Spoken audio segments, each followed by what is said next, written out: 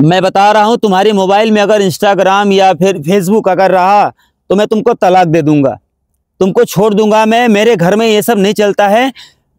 हमारे घर की औरतें, लड़कियां टीवी वगैरह मोबाइल में कुछ भी नहीं देखती हैं। तो दोस्तों, ये वीडियो मैं खासकर मुसलमान भाइयों के लिए बना रहा हूँ, और जो ज़्यादातर शरीयत को मानते हैं, लोग शरीयत के हिसाब से चलते हैं, उनके लिए ही ये वीडियो है। थंबनेल पे आपने देखा होगा, जिस टॉपिक के बारे में मैंने थंबनेल बनाया है उसी के बारे में ये वीडियो होगी आज की। तो वीडियो शुरू करते हैं।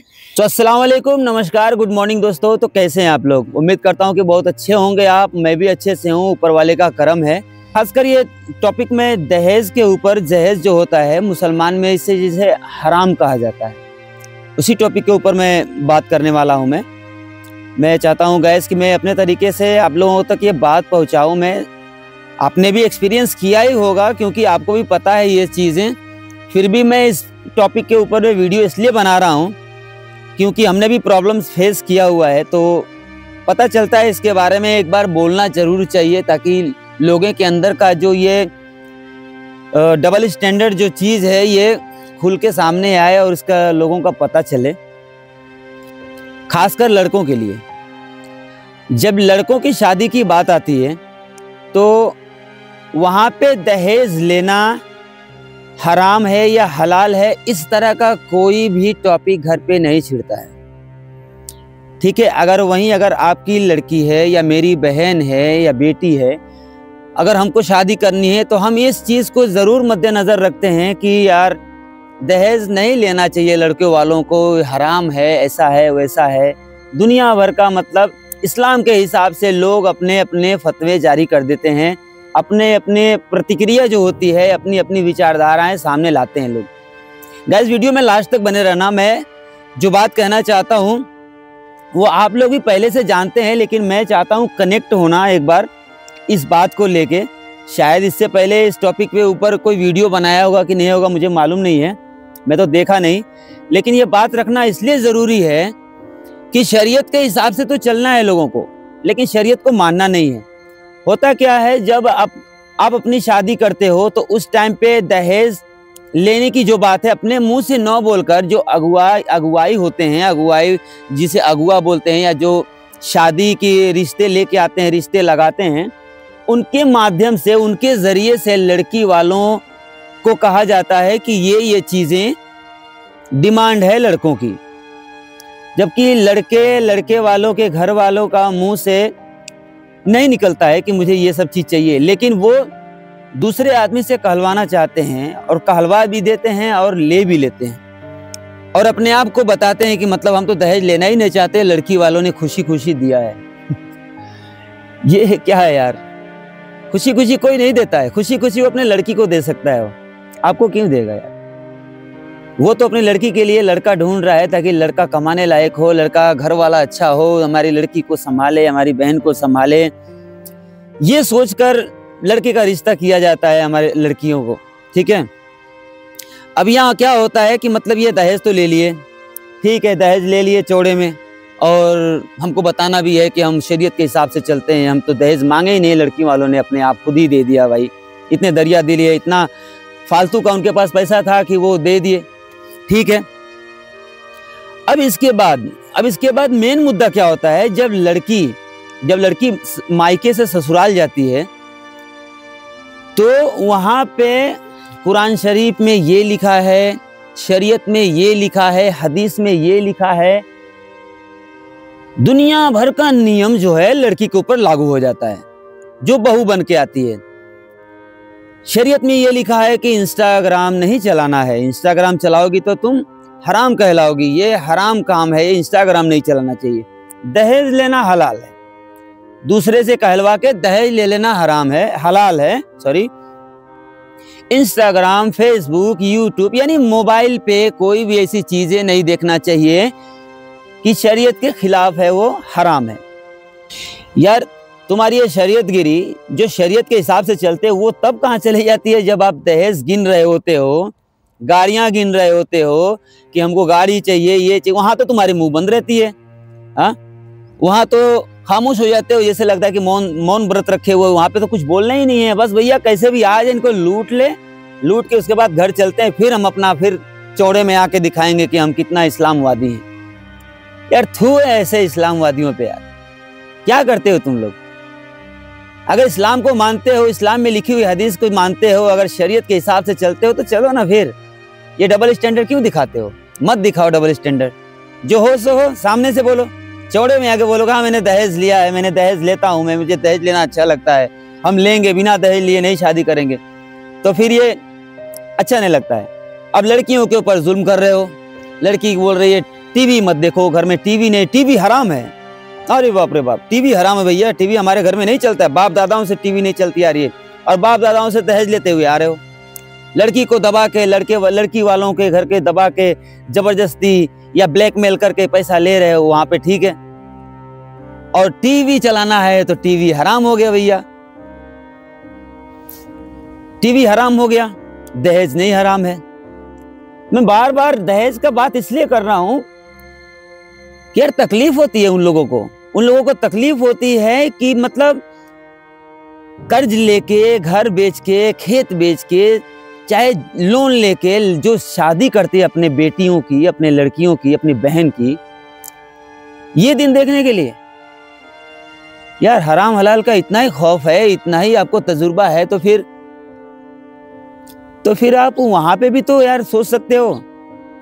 हाँ, लड़के वाले एक जगह और शरीयत दिखाते हैं, वो कहाँ पता है आपको? जब निकाह होती है तो वहां पे मुहरदैन जो लिखा जाता है, मुहरदैन, हालांकि उसको कोई इतना सीरियस लिया नहीं जाता है, मतलब दे ना दे कौन देखने जाता है बाद में। मुहरदैन जो मुसलमान भाई होंगे उन्हें पता होगा मुहरदैन क्या होता है।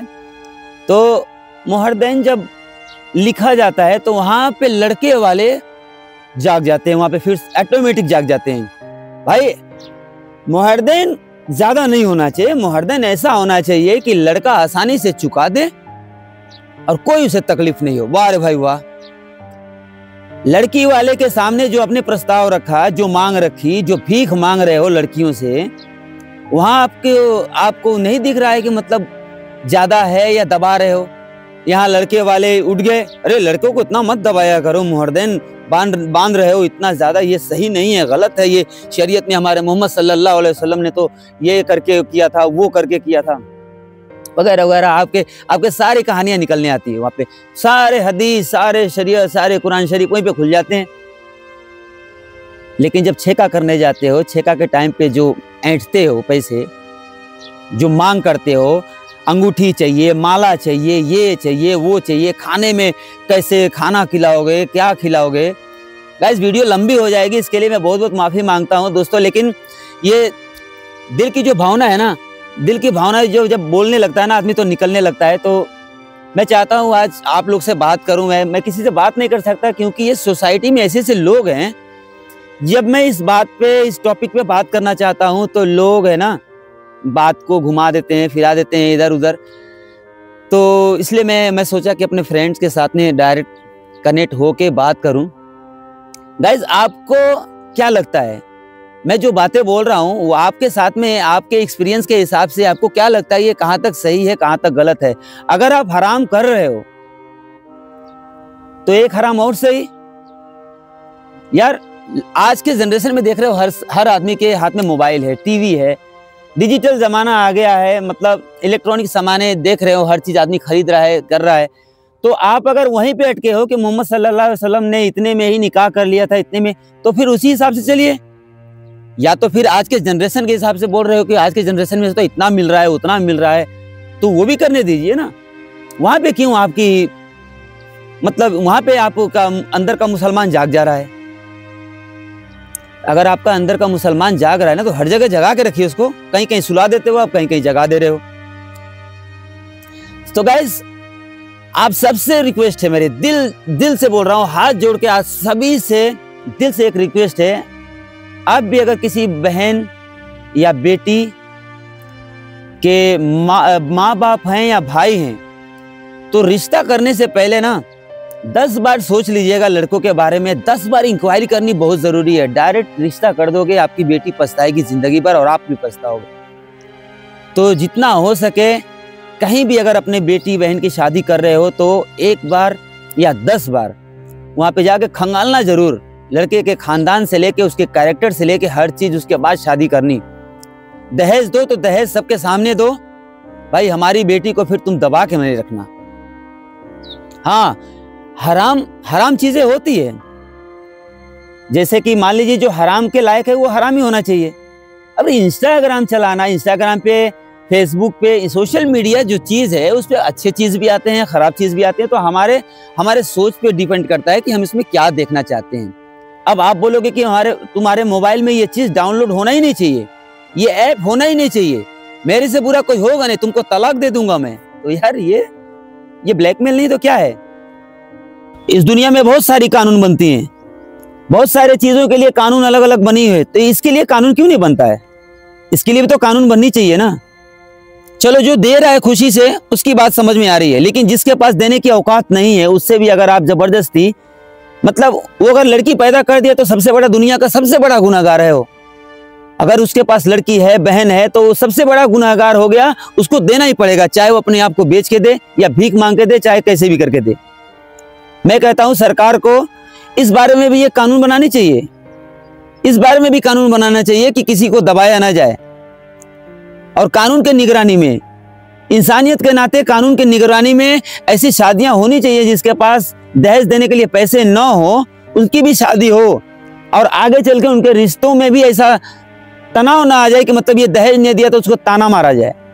क्या इसके लिए कोई कानून नहीं बनना चाहिए? बेफजूल की कानूनें बन रही हैं, एक कानून इसके लिए बनाया जाए, क्योंकि ज्यादा जरूरत तो इस चीज के लिए है। क्योंकि हम तो शादी कर देते हैं और अगले 2 दिन के बाद में फोन करके पूछना पड़ता है, हाँ बेटा सही से है या नहीं है, तेरी सास तेरे को कुछ बोलती तो नहीं है, तेरा आदमी तेरे को कुछ बोलता तो नहीं है, तेरी ननद तेरे को कुछ डांटती तो नहीं है, कोसती तो नहीं है, ताना तो नहीं मारती है, सामान की कोई कमी तो नहीं बताए उन्होंने ने। क्या है यार, मतलब एक तरह से इस देश में, मैं सिर्फ अपने देश की बात कर रहा हूं, मैं, लड़कियों को लक्ष्मी का दर्जा दिया जाता है, इतनी इज्जत, और उसी लक्ष्मी को बेच दिया जाता है, मतलब पैसे के साथ में भगा दिया जाता है कि जा तू भी पैसे भी ले, तू भी जा, और तेरी कदर भी नहीं होगी। वाह, तो ऐसे ढोंग करके लक्ष्मी बोलने का क्या जरूरत है? बोलो ना कि हमको हमारी बेटियां बोझ लगती हैं, और ऊपर के मन से हम बोलते हैं कि लड़की पैदा हुई है, कोई बात नहीं, लक्ष्मी पैदा हुई है, हम तो बहुत खुश हैं। खुश नहीं होता है अंदर से बंदा अंदर से डरा हुआ होता है कि आगे चल के इसके साथ में क्या होगा क्या नहीं पता नहीं, मैं इसके लिए, इसके शादी में जितनी खर्चा होगी उतना मैं कमा पाऊंगा कि नहीं कमा पाऊंगा, उसे कमाने के बावजूद भी लड़का वाला खुश होगा या नहीं होगा, ये सब सोच के ना बोझ में दबा रहता है इंसान। लेकिन वो ऊपर का दिखावा करता है, हंसते रहता है कि हाँ मैं बेटी पैदा हुई, कोई बात नहीं। ये समाज की वजह से, ये समाज में जो लोग, ये भेड़िए लोग हैं ना, इनकी वजह से लड़की वाले लोग डरे हुए हैं। इन लड़कों वालों की डिमांड नहीं खत्म होती है, मतलब डिमांड पे डिमांड, मतलब लड़की वाले अगर पूछ रहे हैं कि कोई और कमी तो नहीं है, कुछ और कमी हो तो बताइए, तो इनका मुंह खुलते रहता है, हाँ खाने में बकरे का गोश्त होना चाहिए, वो भी बद्धी होना चाहिए, उसमें बकरी मिक्स नहीं होना चाहिए, और ये चावल बनवाना, ये बिरयानी बनवाना, ये फलाना बनाना, वाह भाई वाह। और क्या बोलते हैं कि हम मोहम्मद सल्लल्लाहु अलैहि वसल्लम के घराने वाले हैं, या मोहम्मद सल्लल्लाहु अलैहि वसल्लम के घराने वाले इस तरह से होते थे, ये डिमांड करते थे लड़कियों से कि इस तरह से पकवान बनाना, इस तरह से हम बारात लेके आएंगे, 400 आएंगे, 500 आएंगे। कभी कभी तो ऐसी सिचुएशन आ जाती है कि शादी को अगर 4 दिन रह जाते हैं, 5 दिन रह जाते हैं, या 2 दिन रह जाते हैं, तो लड़के वालों की इस तरह की डिमांड आ जाती है कि मतलब आप मजबूरी में या तो खुदकुशी कर लो या तो जहर खा लो। क्योंकि ऐसे भी सिचुएशन देखे हमने, ऐसे भी सिचुएशन हम लोगों ने आस पड़ोस के लोगों के पास देखे हैं कि मतलब 2 दिन रह गया तो डिमांड आ जाता है कि भाई हमको तो बुलेट गाड़ी चाहिए, बुलेट गाड़ी दोगे तो ठीक है, बारात लेके आएंगे, नहीं तो नहीं लेके आएंगे, शादी कैंसिल समझ लो। यार ये क्या है? इस तरह के आप मुसलमान हो, इस तरह से अपने आप को मोहम्मद सल्लल्लाहु अलैहि वसल्लम के घराने वाले मानते हो और बोलते हो हम शरीयत मानते हैं? ये ब्लैकमेल करना है। सो गाइस, ऐसे लोगों के साथ में ना सीधा केस करके इनको अंदर करवाना चाहिए। और ये समाज को मैं बोल रहा हूँ, क्यों ऐसे लोगों को समाज में झेला जा रहा है? इनके खिलाफ कार्रवाई करनी चाहिए, इनके खिलाफ। अगर उनके जबरदस्ती की वजह से, उनके दबाव की वजह से अगर लड़की वाले सारे घर वाले समझ लो खुदकुशी कर लें, जहर खा के मर जाएं, तो इसका जिम्मेदार कौन होगा? कौन लेगा इसकी जिम्मेदारी? लड़की वाले या लड़के वाले? ब्लैकमेल करना ये भी होता है एक।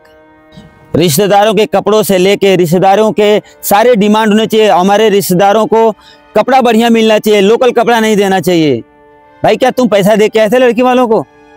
तुमको अपने रिश्तेदारों की, अपने घर वालों की फिक्र है कि हम अच्छे कपड़े पहने, तो तुम खुद खरीद के पहनवा दो। उसके पास जो होगा वो लेके आएगा।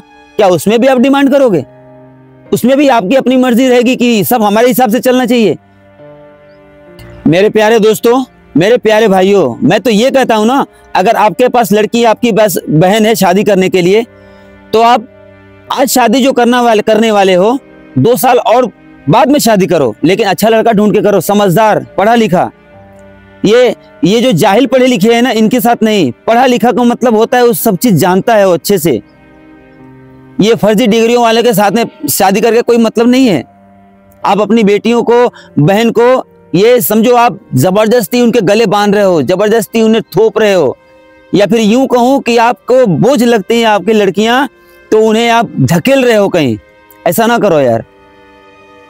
जो हमारी बहन बेटियां देख रही हैं इस वीडियो को, मैं आप लोगों से हाथ जोड़कर दिल से मैं ये आपसे सबसे बात कहना चाहता हूं कि इस चीज के लिए खड़े होइए। आप आवाज उठाइए। ये कुछ नहीं उखाड़ सकते तुम्हारा। ये भिखारी हैं लोग जो तुमसे ही मांग के तुमसे शादी करते हैं। तुम्हारे पैसे पे ये जेवर लेके जाते हैं, तुम्हारे पैसे पे ही ये बारात लेके जाते हैं। इनकी कोई औकात होती नहीं है। तो इनसे डरने की कोई जरूरत नहीं है। कानून है देश में कानून है। इनके धज्जियां उड़ा देगा। तो दोस्तों, वीडियो बहुत काफी लंबा हो गया, तो मैं माफी चाहता हूं।